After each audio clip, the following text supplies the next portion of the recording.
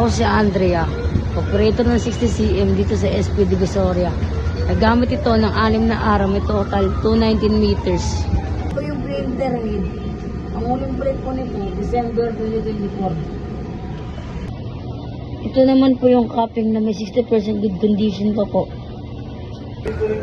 Head clean.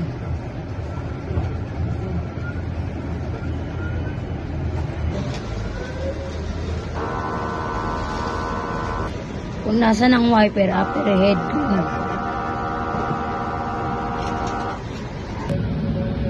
Nozzle check.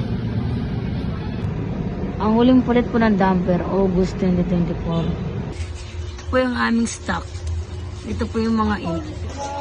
At ito naman po ang film. Ito po yung in-use.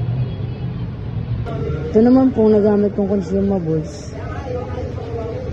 Ito po yung output. At daily checklist.